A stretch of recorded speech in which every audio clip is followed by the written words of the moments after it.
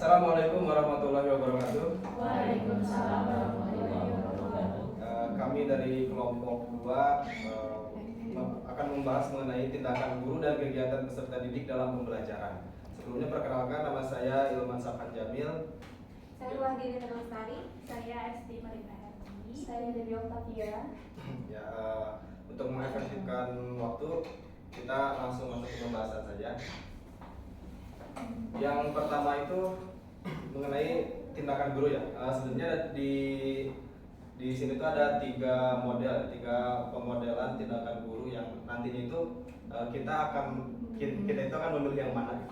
Yang pertama itu model pertama itu instruksi didaktik atau langsung.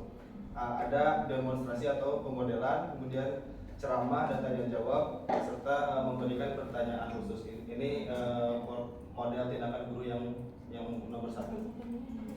Dan yang kedua itu metode fasilitatif atau konstruktif, yang berarti di sini guru itu sebagai fasilitas gitu ya, untuk mencapai pembelajaran di kelas ini. Pertama itu poin-poin itu ada pencapaian konsep, kedua pembelajaran kooperatif, kemudian diskusi, pertanyaan eksperimental, representasi grafis, pertanyaan terpandu, pembelajaran berbasis masalah, kemudian pertanyaan yang selanjutnya pengajaran timbal balik, simulasi, seminar Sokrates, dan proses penulisan. Ini untuk pemodelan tindakan guru yang kedua. Dan kemudian untuk yang ketiga itu pelatihan, yang dimana di sini itu guru menjadi sebuah memberikan umpan balik dan pembinaan dalam pembelajaran dan melakukan praktik terpadu. Untuk selanjutnya mengenai kegiatan siswa atau peserta didik akan dijelaskan oleh Ibu Wahyudi. Melanjutkan dari penjelasan teman-teman, di sini ada kegiatan peserta didik di mana ada 3 pemodelan juga. Dilakukannya 3 kegiatan yang nanti akan dipilih bagaimana yang cocok untuk peserta didik yang kekinian.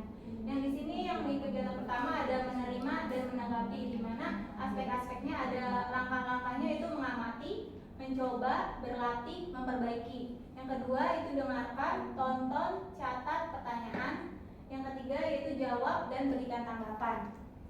Selanjutnya ini pemodelan yang kedua, di mana kegiatan peserta didiknya itu meliputi aspek membangun, memeriksa, dan memperluas.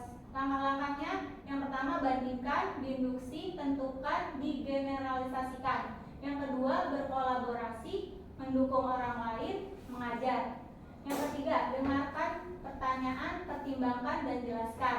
Yang keempat hipotesis, kumpulkan data dan analisis. Yang kelima visualisasikan, hubungkan hubungan peta. Yang keenam pertanyaan, penelitian, simpul, dan dukungan. Yang ketujuh berpose atau tentukan masalah, selesaikan, dan evaluasi. Yang kedelapan jawab dan jelaskan, renungkan, pikirkan kembali. Yang 10 klarifikasi, pertanyaan, prediksi, dan ajarkan. Yang ke-11 periksa, pertimbangkan, tantangan, dan debat. Yang ke-12 pertimbangkan, jelaskan, tantang, dan justifikasi. Ke-13 brainstorm, mengatur, menyusun, dan merevisi. Ini termasuk ke dalam kegiatan yang kedua pada peserta didik. Selanjutnya di kegiatan 3 yaitu mengenai aspek perbaiki keterampilan sedalam pemahaman. Yaitu langkahnya dengarkan, pertimbangkan, berlatih, mencoba lagi, dan memperbaiki. Yang kedua merevisi, mencerminkan, memperbaiki, mendaur ulang. Selanjutnya mengenai pertanyaan akan dilanjutkan oleh Ibu Esti. Terima kasih kepada Ibu Wahyudi. Selanjutnya saya akan melanjutkan pertanyaan yang sudah tersedia di LMS. Yang pertama, kegiatan mana yang sering Anda lakukan? 1, 2, atau 3? Mengapa Anda memilih kegiatan tersebut? Jelaskan. Yang kedua, kegiatan mana yang menurut Anda cocok dan sesuai untuk peserta didik kekinian? Jelaskan. Oke, selanjutnya. Oke. Nah, pertanyaan yang pertama ini dari tindakan guru-guru ya. Kegiatan mana yang sering Anda lakukan? Mengapa memilih kegiatan tersebut? Yang pertama, tindakan guru. Kegiatan yang sering kami gunakan yaitu kegiatan 2 dengan metode fasilitatif dan konstruktivis. Fasilitatif itu adalah kegiatan fasilitas yang menunjang proses pembelajaran, sedangkan konstruktivis itu model pembelajaran yang memberi kesempatan kepada peserta didik untuk berpikir dan aktif dalam proses pembelajarannya. Nah, hal ini dikarenakan dalam kegiatan tersebut adanya perencanaan pembelajaran di mana memerlukan pencapaian konsep, pembelajaran kooperatif, dan pertanyaan terpadu. Dalam pembelajaran ini memakai kegiatan diskusi dengan menggunakan pertataan, pertataan terpadu berupa LKPD yang berkaitan dengan pembelajaran yang berpusat kepada peserta didik. Selanjutnya, dari kegiatan siswanya, itu menurut hasil dari diskusi kami, kegiatan siswa yang sering dilakukan yaitu kegiatan pertama, menerima dan menanggapi. Hal ini dikarenakan peserta didik dapat memberikan feedback dalam pembelajaran dan dapat melatih peserta didik mengembangkan kreativitasnya serta membentuk peserta didik agar berpikir kritis dengan mendengarkan, menonton, mencatat, dan pertanyaan serta memberikan tanggapan dapat merangsang aktivitas berpikir peserta didik dan meningkatkan partisipasi peserta didik secara penuh dalam pembelajaran. Nah, selanjutnya akan dibahas pertanyaan terakhir oleh Ibu Dewi. Baik, saya melanjutkan pertanyaan kedua mengenai kegiatan mana yang menurut Anda cocok dan sesuai untuk peserta didik kekinian. Berdasarkan hasil diskusi kelompok kami memutuskan bahwa kegiatan yang sesuai untuk peserta didik itu yaitu kegiatan yang kedua yang tadi sudah dibacakan oleh Bu Wandini, yaitu membangun, memeriksa, dan memperluas. Hal tersebut dikarenakan pada kegiatan kedua peserta didik dilibatkan secara langsung atau secara aktif dalam proses pembelajaran, terutama pada kegiatan berkolaborasi, mendukung orang lain, dan mengajar. Mengajar di sini tuh maksudnya tuh karena mereka dalam berbentuk kelompok, jadi kan otomatis kan saling bertukar pendapat. Kadang kan anak-anak tuh lebih paham terkait kalau temannya yang menjelaskan gitu kan. Belum tentu dari gurunya tuh dia paham apa sih gitu. Maka dari itu di kegiatan kedua tuh siswa juga berperan sebagai tutor sebaya gitu. Bisa juga mengajarkan temannya gitu, terutama yang masih pemahamannya masih minim gitu. Jadi dalam hal ini diberikan suatu permasalahan gitu dalam suatu kelompok, mereka di situ saling berkolaborasi satu sama lain gitu. Seperti itu.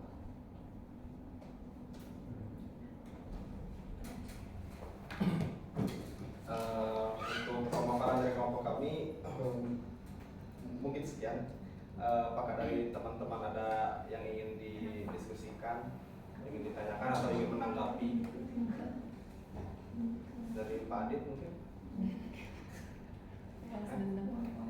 Ada yang ingin didiskusikan Pak Adit? Sebelum dilihat dulu.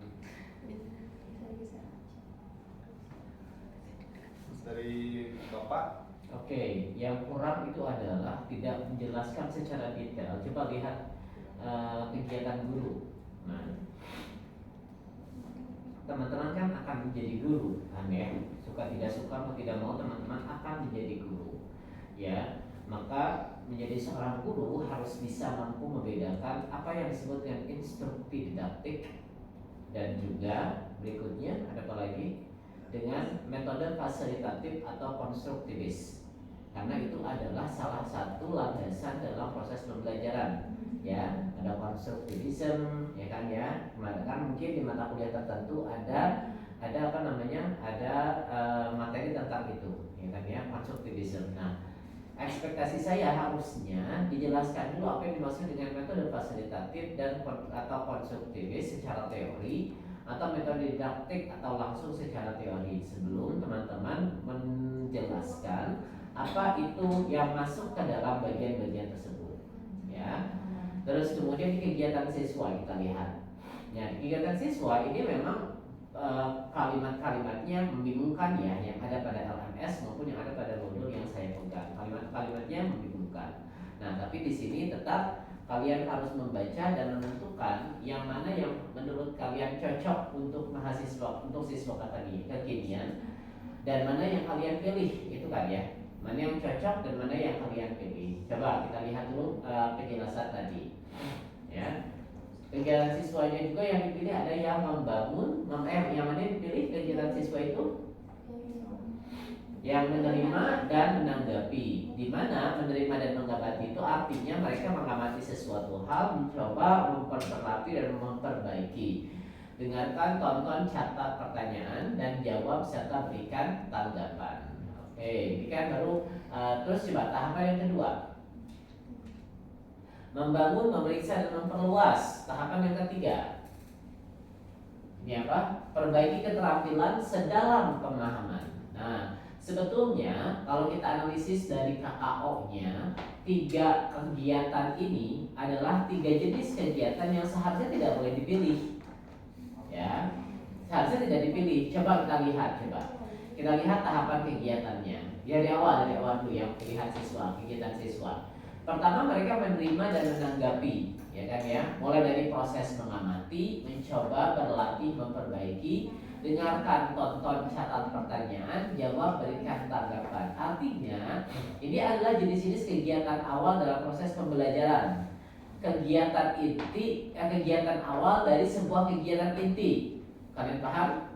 Kegiatan awal dari sebuah tahapan kegiatan inti. Menerima, menanggapi. Rata-rata mahasiswa sekarang pada saat PPL atau bahkan praja juga selalu berasumsi bahwa untuk memberikan background knowledge atau pengetahuan dasar terkait teori yang akan diberikan, maka si guru itu harus menyiapkan video.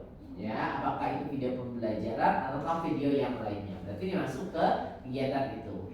Terus kemudian yang berikutnya, nah, kegiatan siswa membangun, memeriksa dan memperluas, bandingkan, induksi, tentukan dan generasikan. Lalu kemudian berkolaborasi, mendukung orang lain dan mengajar. Dengarkan pertanyaan, pertimbangkan dan jelaskan. Artinya di sini pada saat masuk ke kegiatan berikutnya, peserta didik dibuat menjadi sebuah kelompok-kelompok kecil, ya kan ya, seperti kalian naik kelompok ya. Menurut kalian, apakah kalian melakukan aktivitas di kegiatan siswa yang kedua ini? Coba.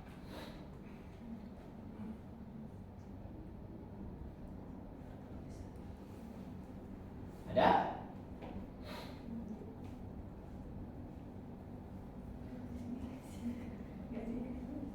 Coba. Apakah kalian melakukan sebagian besar dari kegiatan siswa ini?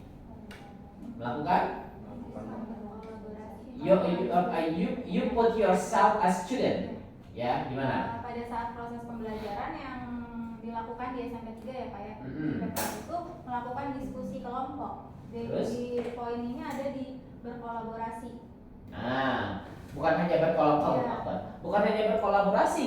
Kalaupun kita misalnya kita baca lagi lebih detail, pada saat kita menghipotesis, mengumpulkan data dan menganalisis, itu kan sebetulnya salah satu kajian atau salah satu kegiatan dalam berkelompok kan. Misalnya kalian contoh, misalnya you put your students in a group, kalian membagi siswa kalian ke dalam beberapa grup, lalu diminta untuk mencari sesuatu hal, ya. Kalian fasilitasi mereka dengan link dan segala macamnya, otomatis mereka kan masuk ke dalam dalam hipotesis, kumpulkan data dan analisis. Ya, hipotesis itu kan berarti perkiraan awal, ya kan ya. Lalu untuk membuktikan bahwa perkiraan awal saya betul atau salah, maka saya butuh data yang kemudian saya analisis. Nanti terjawab tidak hipotesisnya, apakah hipotesisnya itu atau perkiraan awalnya itu memang betul seperti itu atau tidak betul seperti itu. Nah, kalau kalian jeli sebetulnya, maka pun misalnya di buku tersebut itu tidak justru ada guided question, ada pertanyaan yang mengacu kepada kalian harus milih yang mana. Sebetulnya ini bukanlah sebuah pilihan, ya kan ya? Ini bukan sebuah pilihan. Kegiatan siswa itu di sini bukan sebuah pilihan. Kenapa bukan sebuah pilihan? Karena memang udah jelas itu yang akan dilakukan siswa, gitu ya. Jadi yang akan dilakukan oleh siswa, gitu ya. Coba lihat lagi sekarang. Oke, ini yang di samping itu data dari mana ya? Template. Oke, terus berikutnya. Nah ini ya kegiatan anak. Oke, terus berikutnya tadi ada conclusionnya tidak? Belum ya? Tindakan guru itu. Oke, tindakan gurunya kegiatan kedua, hanya mungkin nanti tinggal ditambahkan pada PowerPoint-nya. Itu adalah definisi dari metode konstruktivis dengan definisi dari metode bukan. Yang pertama di slide pertama coba apa tadi? Yang pas tindakan guru. Didaktif ya, deduktif ya, didaktif dan juga coba. Apa sih didaktif itu? Kan ada istilah pembelajarannya itu didaktif atau induktif kan gitu kan. Apa sih didaktif itu?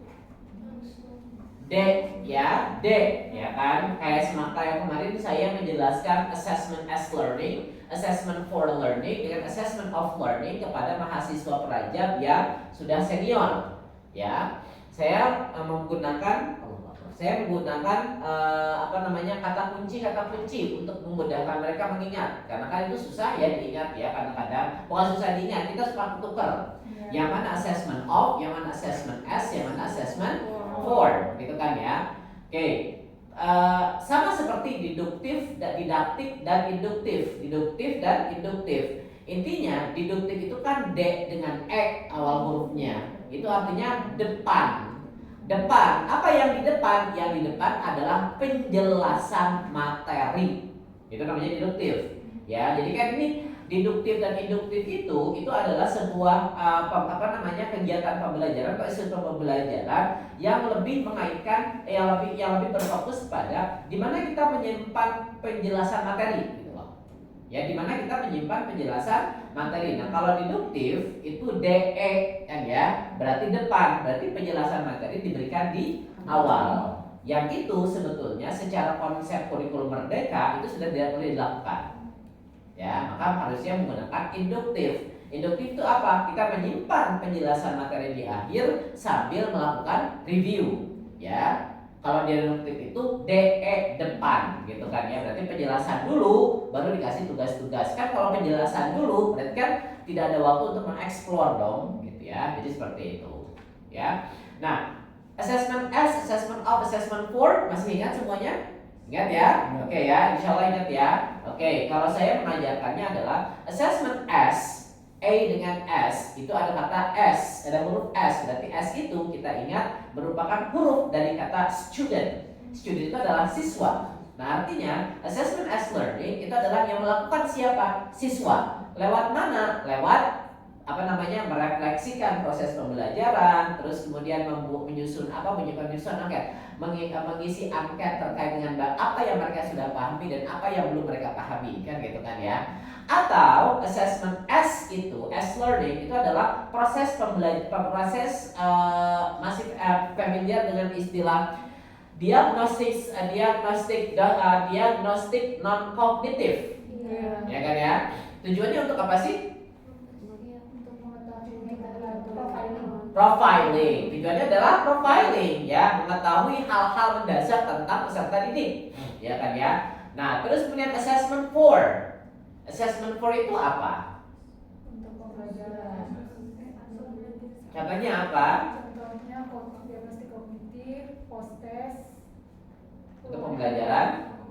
Assessment for itu ya, assessment for learning. Kan terbalik kan? Assessment for learning, saya sering ingatnya for. For itu dalam istilah assessment itu ada istilah formative assessment. Ya kan ya? Formative assessment adalah LKPD yang diberikan selama proses pembelajaran tapi tidak menghasilkan nilai. Ya, tidak menghasilkan nilai. Karena nilai itu dihasilkan untuk rapot dan segala macamnya itu lewat post test atau assessment of learning. Ya, karena for maka otomatis formative ingatnya. Ya. Kemarin saya pernah jelasin ya formativity ya. Formative itu dasarnya dari kata form. Form itu artinya membentuk, berarti memberikan assessment kepada peserta didik dengan tujuan itu membentuk sebuah pemahaman, bukan untuk menguji pemahaman. Karena menguji pemahaman itu adanya di of. Apa bentuknya? Summative. Nah, gitu ya. Oke. Itu ya, nanti ditambahin aja ya tentang definisi gitu ya. Oke. Ya. Oke.